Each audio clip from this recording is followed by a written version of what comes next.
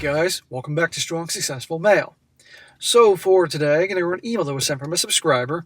This is my guy, I believe he's in his late 40s, and he shares his story from like easily 15, 20 years ago about how he got involved with a gal who should have just remained a friends with benefits. Initially, she was the friends with benefits, but you're going to see how eventually he kind of felt bad for various reasons, and it definitely blew up in his face, at least temporarily. However, our guy eventually sees reality, handles things accordingly. And I'll be going to go over here, guys, about the subject of codependence, how a lot of times guys get into situations like that, and let's just say it doesn't end well for them because they feel bad or guilty and go way too far in terms of people like that take advantage of them, and you got to be careful. And again, of course, how I say you can't turn a you-know-what into a housewife, so if you're going to do hookups and all that, that's fine, but remember, it's purely friends with benefits, nothing more. And they're not girlfriend material, as you're going to see. And again, like I mentioned in the beginning about the codependency thing, be careful. Otherwise, you can find yourself being roped in and taken advantage by a lot of people throughout your life. He says, hello again, SSM. My name is Bill, and I am the guy that wrote in my story about my failed attempt to settle down in a serious relationship with a menace codenamed Samantha. Thanks again for sharing my story, and I hope that many smacks I received help other men avoid my mistakes. Well, it helps somebody, and it certainly entertains many. This story is about the next unhealthy girl I dated after Samantha. Again, this guy dated many boneheads and made mistakes until he learned his lessons and eventually married the gal, became his wife, and he's had a good thing since. Well, I spent 2 years trying to force a relationship with Samantha simply because I wanted to put down roots in my new city along with my start in my long-term career. Smack! Force a relationship? Guys, you should never force a relationship. That's what guys that can't get girls do. That's the last thing you should do. Never works. After Samantha and I broke up, I decided to avoid relationships in order to avoid making the same mistake. So I spent time working, training martial arts, and developing a social life with my coworkers and martial arts teammates. There you go. Focus on your purpose. You're acting like a chick, trying to make your purpose relationships. Your purpose should be goals, bettering yourselves. Hence, martial arts, having a social life, focusing on your career, and then the chicks will come. You just gotta be careful. One of the new hires in my office was a young gal, 24-year-old from Mexico. I will call her Teresa, or Teresa. Teresa and I were in office happy hour when two of Teresa's girlfriends from Mexico showed up. I hit it off with one of them. We will call her Vanessa. Vanessa was 22 years old, still in college, and was living in our city temporarily to work an internship for 6 months. Vanessa was very cute. Her body was petite with a slim waist and thick legs and ass. We hit it off right away. Well, again, this guy's young back then. I think this guy at this point was in his 20s. Vanessa told me that she studied abroad in my home country of Brazil for a semester. This was the first big red flag that I ran past. Girls who study abroad in Brazil, especially the ones from Mexico, behave like animals in heat who were let out of the house for the first time. So I knew that I could easily get laid. Well, as long as you're careful. I did not ask for a phone number that night because a small group of us, including Vanessa, made arrangements to go out dancing the following weekend. I didn't see the need to ask her for her contact information if I was going to see her again, so on. Yeah, you're going to see her again. You're like, hey, whatever. And probably your indifference and not chasing after her probably caused her to be like, why not that guy? Why isn't that guy chasing after me? And then she'll obsess over you. Well, the following weekend we went out dancing and the girls drank a lot. A lot more than me because I drove the group of us in the car. Toward the end of the night, Vanessa was stumbling around as well, but not to the point where I was concerned. She seemed tipsy just like the rest of the group. She and I danced, but I kept a respectful distance while being warm, friendly, and slightly affectionate. He says, I do not, and he writes this in giant letters, I do not like making out with gals when I sense they're drunk. There's nothing fun or exciting about sloppy women. I completely agree, and you never know. All it takes is you with your tongue down her throat, and all of a sudden she has a gag reflex and then throws up all over you. Yeah, that would kind of ruin things, you know. Well, the night ended, we left the bar, and it took over an hour to drive everybody home. I took Vanessa to her place last, and figured that enough time had passed for her to sober up. So the two of us made out, and it would be more legit. Well, I walked Vanessa inside, and had you-know-what with her. Well, that didn't take long. Obviously, she liked you. And you said she sobered up at this point. I did not stick around to cuddle or hang out because one of my siblings was visiting from out of town and just landed. So I needed to pick him up from the airport on my way home. I did exchange contact info with Vanessa and promised to call her in a few days. Smack! Dude, you're treating her like a freaking girlfriend. The girl you hook up with, and you weren't actually on a real date. That's friends of benefits. That's hookups. You don't do this. I'll call you in a few days crap. No.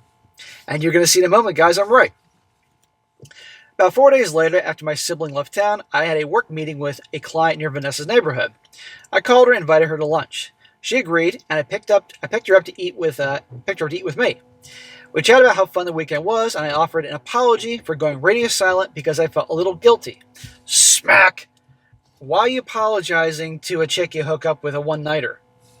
That's gonna make her lose respect for you.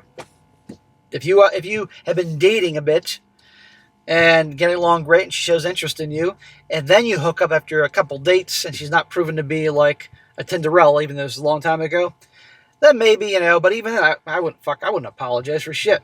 The second you start doing that, they're thinking, nice guy. My apology went something like this.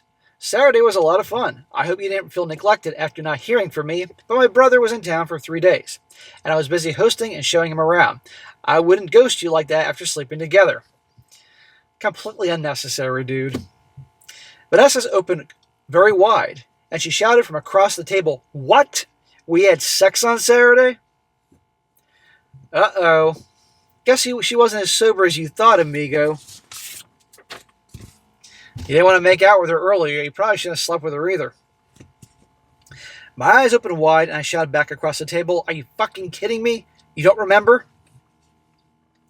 Vanessa kept asking me if we really had you-know-what, and told me that she did not remember much after a couple hours into the bar. I was shocked. I'd seen movies where, people would black out parties, but I did not know that this was a real thing. In the past, when I had gotten too drunk, I either hurled or passed out sleeping, or both. Dude, I've seen people that were obviously drinking a whole lot, and believe me, function pretty well. It's amazing. The night that we went out dancing, Vanessa was still quite functional, dancing, laughing, being silly, and just a little sloppy. Yeah, and fucking you.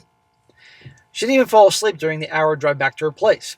Come to think about it, Vanessa even got out of the car to hug me and greet one of the other girls who I dropped off that night. I was and still am very shocked to learn that people can black out and still function physically. Like, what the fuck? Yeah, dude, people can do it. I scolded Vanessa and told her how unacceptable it was to have you-know-what with somebody and not remember it. How dare you have sex with me? I told her she has no business getting to that point and that she's lucky I'm a good guy because she can really get herself into a bad situation and it gets that way around the wrong person or people. Dude, you're not her freaking daddy. Well, she was calling you daddy that night. You're not her father. You're not her brother. Since Vanessa was cute, she was an easy lay, I decided to keep seeing her on weekends. Of course you did.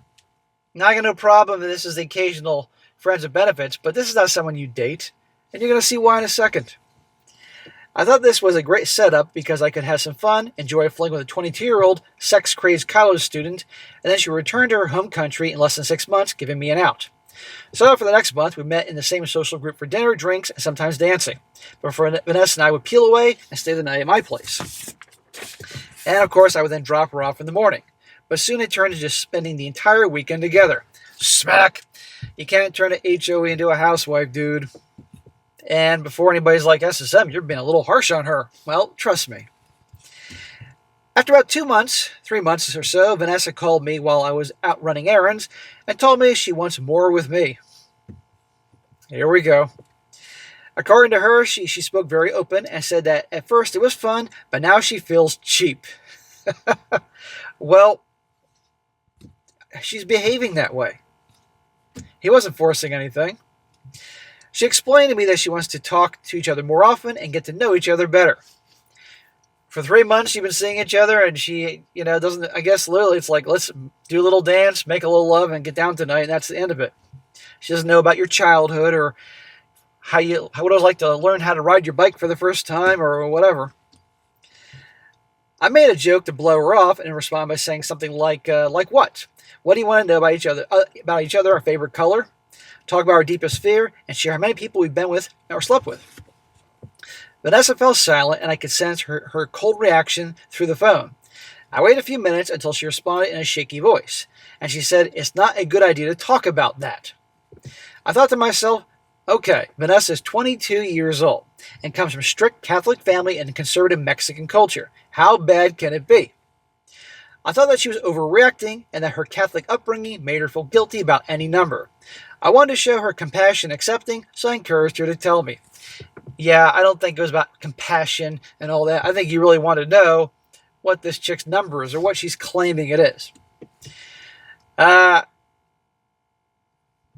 was just making a joke, but you seem bothered. I said to her, I'm sure you think it's worse than it really is. You don't need to feel guilty about it, and you can tell me. She refused at first, but I insisted and telling me that it would be a relief for her to open up and be accepted. Finally, she caved and told me, "You're number 32. 32 by 22 years old. This is why I told you he shouldn't, friends with benefits, hook up. They hooked up not even on the first date, just to hanging out together. And he was apologizing for not calling her. 32. So how many of you guys really think that 32 is the real number? And I mean, 32 is all the way? Are separate things, additional, BJs and stuff, is that separate? Or is that part of the 32? I'm guessing more. Probably more like 100. I was floored hearing that a 22-year-old college student from a conservative Catholic family in a conservative Hispanic country had a body count higher than her age was shocking. Dude, I know this happened like 20-some years ago. Nowadays, if she's a pretty gal, and that's not that surprising. It's fucked up how I've come to that point, and many of you guys have too, but it's sadly not surprising. My response was like complimenting bad cooking while she was chewing on a mouthful of disgusting food. Was that so hard, I said? There's nothing to be ashamed of. I don't look at you any different. Bullshit, bullshit, bullshit. And by the way, this happened like 20-some years ago, long before really social media is anything close to what it is now. Dating apps were really just getting started for a few years, so the ability to meet dudes and hook up and all that, there certainly was no Tinder back then. It was a lot more challenging then. But if you're a pretty girl, and you're on your own, and you're young, and you're prime, it ain't hard. Really, she asked. I said, yeah, I don't know why you're so worried about telling somebody. I thanked her for telling me the truth and ended the phone call. I was disgusted and did not call her for almost 2 weeks. Well, there you go, man. But, you're getting around too, I want to point that out. But obviously your number wasn't anything like hers. I had no intention of being in a relationship with her, and I knew that she was leaving in a few months, but this new knowledge really shocked me. For those 2 weeks, I was stressed, overwhelmed, and panicked. Why? Unless you caught something from her, which I obviously don't think you did, and she wasn't pregnant, what the fuck are you shocked, stressed, and panicked about? I guarantee other women you hooked up with had their share of dudes. You don't owe her anything. When the two of us saw each other again, I told Vanessa that if she wants to continue seeing me, then we need to agree not to sleep with anybody else. My goal was to avoid her sleeping with other people and giving me an STD, not to be in an exclusive relationship. My solution was to basically behave like we are in a relationship. So you want her to behave like you're in a relationship, but you're not actually in a relationship. Yeah, that's stupid. I even took her to a couple work events. At least she presents well and looks innocent in public. Yeah, well, the sweet and innocent ones are usually the least innocent. Fast forward about 3 months, and Vanessa had less than 1 month left on her internship. At this point, I left my office and walked to my car in the parking garage and found a note tucked away on my driver's side door. I unfolded a piece of paper, thinking that maybe the parking attendant left me a warning about parking the wrong way or in the wrong space, and I was wrong. The note had a woman's name and phone number handwritten on it. I thought my coworkers were messing with me or playing a prank, so I spent the next 2 days thinking of something clever to say before calling the number and trying to turn the joke back around on them. After 2 days, meanwhile, this is when you told Vanessa, who you shouldn't still be seeing, that basically let's not see other people, act exclusive even though you're not exclusive. Now you get notes left from chicks, which isn't impossible. After 2 days, I could not think of any witty jokes, and I feared that my prankster coworkers would view me as weak or timid. Dude, who gives a shit? But I know you're in your 20s, just starting your career. So I dialed the number and hoped that I would come up with something clever in the moment. A young lady answered the phone, and from the sound of her voice, I could tell that she was black. How do you know? We don't have any black women working in my office, and I exchanged a few sentences with her, my guard still up, and quickly realized this was not a joke. The young lady we'll call Monica was working for a different company in the same office building and had seen me walking around the past few weeks. She sent me a selfie before telling me that she had been wanting to meet. I opened the picture, recognized her, and had seen her a couple times, always walking through the lobby with her same female coworker. Well, she sent you a selfie. I'm going to guess at this point then maybe it's late. Well, maybe it's a little bit later, maybe 2007 or 8 when the iPhone came out and, changed everything, hence selfies and texting and all that. Our phone calls quickly escalated to Monica sending me nudes and asking me to meet outside of working hours. Oh, is it to Mr. Let's Be Exclusive with Vanessa? No, I did not send nudes back. Never send nudes, gentlemen. I did invite her to my own place for a drink after work, and she agreed. She came over after work on Wednesday evening, and we had a couple drinks and chatted. She made herself very comfortable on my sofa and lounged around while the two of us talked about what we do for work, crossed paths in our offices, and she started working in the building, etc. It was a lot of basic getting to know you crap with some jokes thrown in. Well, some people may say, that's bullshit. A woman wouldn't just leave a guy a note on his car and give her a call. Well, guys, I worked in restaurants, and I've had notes left for me when I worked in restaurants when I was younger. I was once a food runner, and a waitress came over to me with a note saying, these girls that were sitting there liked you. They gave you the number and all that. Yeah, it happens. After a couple hours, we ran out of things to talk about, and the conversation began to stall. I thought to myself, this is a good start. The first time we meet in person, she's willing to drive to my place, we'll have drinks, and she's lounging on my sofa. My plan was to send her off and make a move on her the next time we meet. So I stood up and announced, I don't want to keep you too late on a school night. Are you okay to drive home after that drink? Monica did remain sitting on the sofa and paused for a second and replied, basically, she wants to hook up. Okay, this is before Tinder. She's coming to your place without even really getting to know you. Not surprising. It's like Tinder, except it wasn't on an app. She wants to hook up. I was floored. This was the first and only time I can remember a girl asking me this question so explicitly. I tried to play it cool and answered, if you're going to keep me up past my bedtime, then I want to shower first. Psst. She's a hookup. Who cares? If you smell, you smell. She likes you. Big deal.